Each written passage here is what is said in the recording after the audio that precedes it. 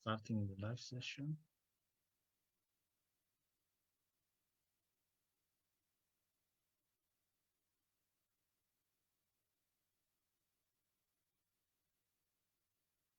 Okay, welcome to everyone. We are starting now the last track of the Climate Social Forum.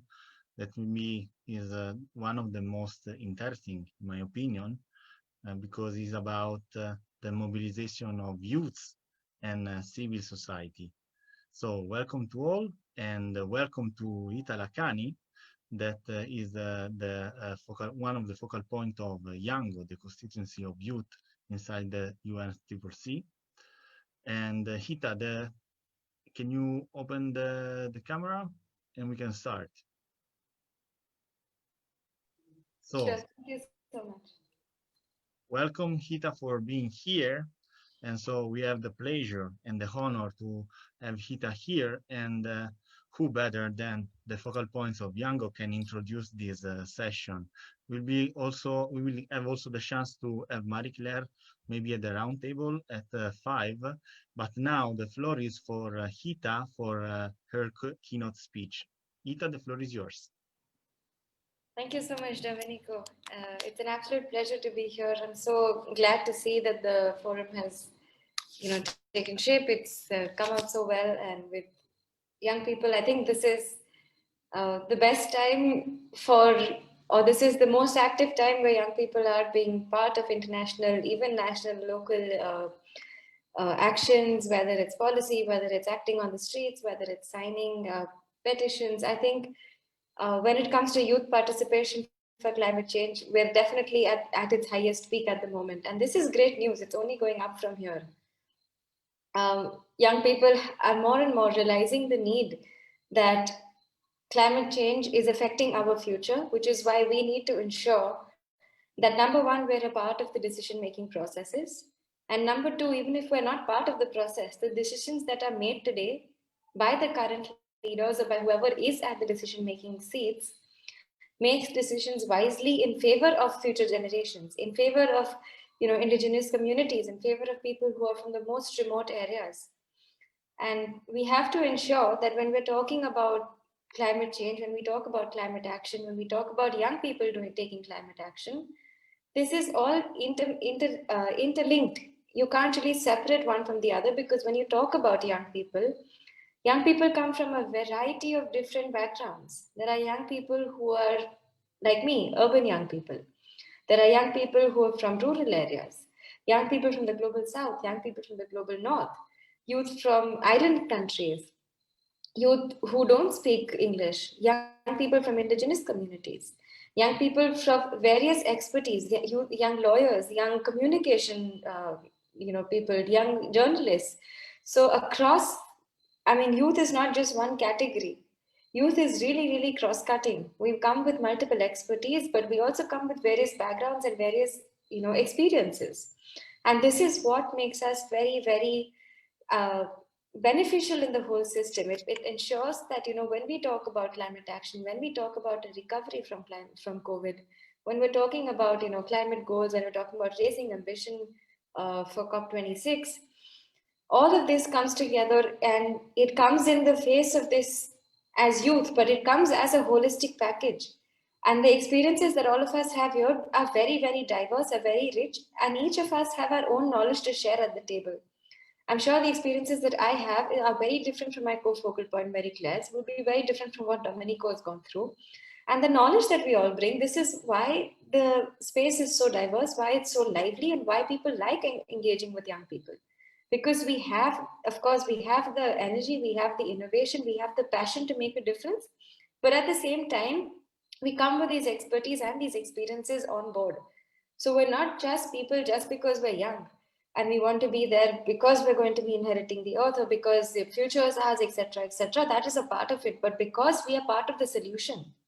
And I think this is what needs to be remembered, and this is what needs to be told to everyone else, to add to other young people, and tell them that you are part of the solution, no matter how small you are. I take workshops on climate change education with school children, with 11, 12-year-olds in India, in Mumbai.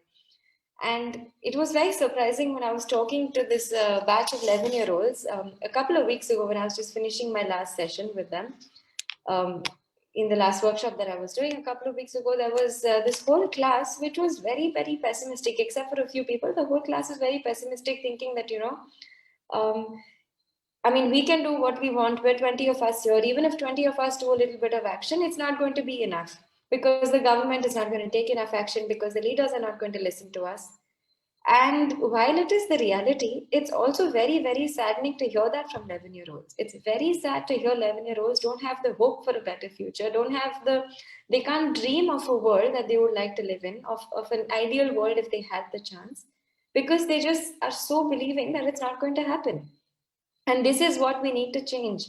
If the children of today cannot dream of a world which is green, of a world which has fresh air, of a world which is not stuck with traffic and air pollution, I don't think this is the world any of us want to give to our kids. We want to give them the chance to dream. That is the first thing we want our children to learn. And this was a big takeaway from me from this session, saying, how do I incorporate, in my sessions, how do I incorporate this feeling of hope, this feeling of, yes, we're in a bad state at the moment, but we still have time and we still can do something about it. And each one of us, no matter how young, whether I'm a 10-year-old child or whether I'm a decision maker, each one of us has its own place and has its own role to play in the larger picture of climate action. And I think this is what we need to remember the entire time. It's not about how young you are. It's not about how old you are, how much experience you have, what kind of company you're working with. It doesn't matter, because like I started, each one of us comes with our own share of experiences and we come with our own share of knowledge. And this is what we have to remember, that no one is too small to make a difference.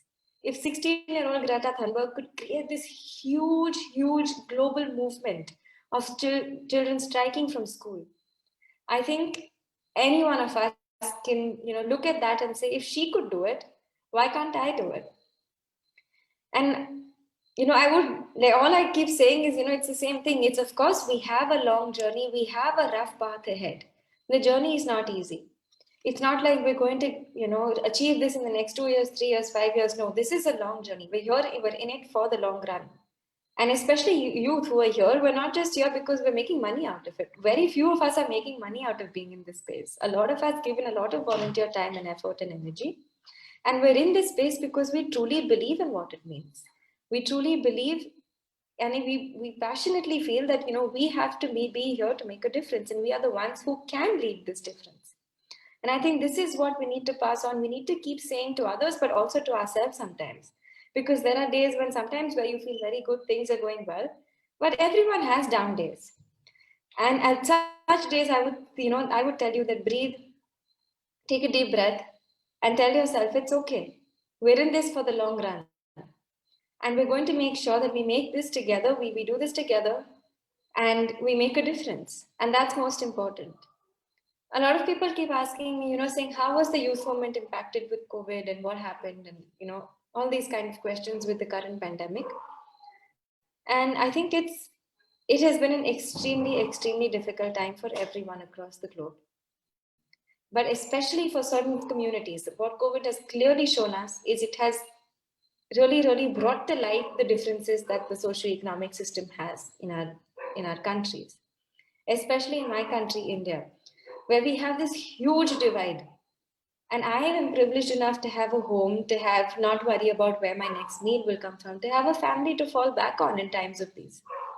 But thousands and millions of people across the country did not have that. They were left jobless. They were left homeless. They were literally walking thousands of kilometers from the cities to reach back to their villages because they just had no jobs overnight because of the lockdown. A lot of young people, a lot of children suffered in this entire, this journey of COVID. While of course from the disease, but of course from the economic impacts that the disease brought. And I think what we need to keep in mind as we recover from COVID, as youth, but as governments, as people bring up the recovery plans, as corporations plan, what do we do? I think the first thing that we need to keep in mind is, number one, the recovery has to be intergenerational. Intergenerational because youth have to be brought to the table to talk about a recovery from COVID, to ensure that voices of people across ages, across expertise, is brought here because this recovery, because COVID, as we've seen, does not only affect a certain section of society. It clearly affects everyone. And while I think it, according health-wise, it affects the older population a lot more, I think the economic impacts of it have been felt a lot by the younger generations. So number one, the recovery has to be intergenerational. Number two, the recovery needs to be just. And just for a reason. This transition that we're doing from the current system to a better, hopefully a more greener system, has to be a just transition. We can't just talk about recovering from COVID like India has done by opening up 41 coal mines. This is not a just recovery. This is only going to add to the disparity in the country. And then it's going to add to the bigger climate issue, of course. The recovery needs to be just. We have to ensure that this recovery is taken into consideration, keeping in mind people across socioeconomic backgrounds, people across, whether it's an urban, whether it's a rural, whether it's a coastal community, whether it's a community in the mountains. It does not matter. We have to take this as a holistic approach. And then number three, the recovery has to be green. But I think if we do intergenerational and just, the recovery will automatically be a green recovery. You can't have a green recovery. Having something which is intergenerational and a just transition will automatically be a green recovery. So I think the whole point of everyone stressing about a green recovery, yes, it is important, but how do we get the green recovery? We get the green recovery by it being intergenerational. We get the green recovery by it being a just transition towards a more sustainable society. You can't just have solar farms coming up, shutting down coal mines, and then the people, the communities working in the mines have all of a sudden no place to go, no work, and have to migrate. That's not the kind of recovery we want. So we have to keep in mind people across communities, whether it's an indigenous community or whether it's any other community, we have to keep in mind. So I think trying to wrap everything up, my core essence is this, that when we talk about climate action, when we talk about youth, it does come with a lot of energy. Youth come with so much of excitement, so much of passion, which is great. So many new ideas, new ways of working. And I think young people have adapted to the digital world relatively well. We've clearly done great despite not being able to go out on the streets. But I think what we do need to realize is that we are in this for the long run. This is not a one-time fix solution. We have to take care of ourselves as well as everyone else in the movement. So we do need to ensure that we have, of course, physical well-being, at the same time, mental well-being for all of us. Because if you're not fit physically and mentally, you're not going to be able to be in this for the long run. So we have to look after ourselves. At the same time, keep learning, keep innovating, keep seeing what other countries are doing, what other people are doing, what youth groups are doing across the world. And how do we learn from them? How do we collaborate better? Instead of building our own thing again, how do we collaborate? Because like the older generation, we don't want to work in silos. We don't want to replicate the job multiple times, everyone doing their own little thing. We have to have a more collaborative approach. We have to learn from one another. And we have to make this a big network, a big movement of sorts. It can't be individual pockets of work being done across the world. So more collaboration. And of course, at the end, how do we all just ensure that, when we're talking, we have to hold our governments accountable. We have to hold our corporates accountable. And we have to ensure that while we're doing this, we're also coming up with solutions. So we're not just in a blame game, but we're providing solutions saying, hey, look, we have the solution. Now you don't have an option not to listen to us. You don't have an excuse. So all this excuse saying, there's no other way to function. This is how the economy is, blah, blah, blah, blah. I mean, come on. We can sit and argue about that all day, but we don't have the time to do that. So we're here with the solutions, we're here with the passion, we're here with everything for you. Just take us on board and use us. As youth, use our energy.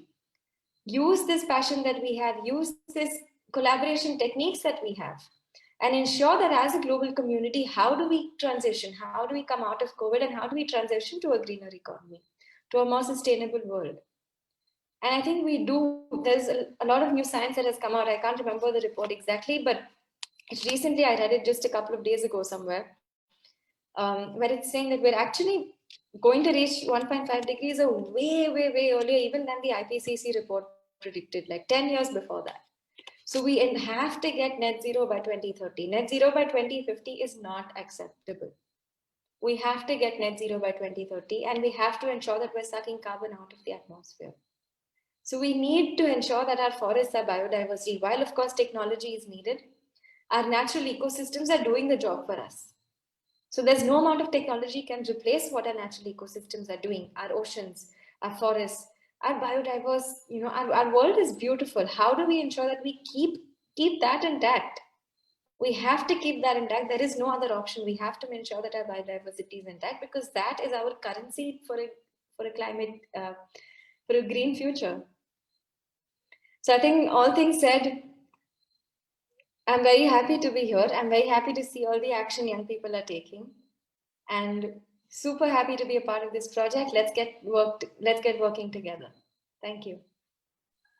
Thank you very much to you, Heeta. It's a pleasure to have you here, and thank you for your inspiring work that also pointed out the role of youth also in challenging the old generation in take decision, and not just waiting too much time and wasting time. So thank you very much to Heeta. Heeta, there is just one question in the chat box, and I will tell you then. Let's move to the other session, and also thanks Heeta again for the presence. So we read the question that is, what can we do to make us feel less helpless and helpless as youth and children? Yeah, I think this is a very important question. I think all of us have this at some point in time, where we feel like nothing is happening right. But I think what we have to do is think of the little things, think of the little progress that we've made so far. Even in the larger picture, just of youth engagement, right? When I started in this field, when I went to my first COP in Paris in 2015, it was a very small number of young people. Paris was a historic COP, yes, but in comparison to today, the youth movement internationally was much smaller. Especially in India, the youth movement was almost like very minimal. Maybe in some pockets, some young people were involved, but it wasn't as big as it is today. And just in the next few years, it has grown exponentially. The number of young people that are speaking, the number of young people that are now motivated to do something, that have the knowledge, that have the awareness about this. Even if it's just basic, but at least they have the knowledge and they want to learn some more to see, is this okay? Or is this really something that I should care about? And just youth asking these questions, like, is this something I should care about? Or why is this not okay? I think this itself is giving hope, because you have people who are thinking about the right things, because you're heading in the right direction. And as a global community, we are heading in the right direction, just not at the pace we need, but we are there in the right direction. So all it needs is this push. And I think as youth, we're doing a pretty good job. We just have to keep doing it. Just keep pushing the decision makers, keep pushing the people in power and telling them, hey, we don't have time, you have to do it now, and do it quicker and better than what you're doing. So I think just look at the larger picture and see, the steps that you've come, even maybe in your personal life, in the journey that you've done so far, where you started from and where you've reached today. And you'll see that, there has been an upward. Of course, it's not just a straight graph. It goes up and down, but there will be a trend. So look at the good things in life and just keep doing what you're doing. Thank you very much, Heeta. Very agree on what you say, and thank you for this message that it will help also foster on and to continue on our work.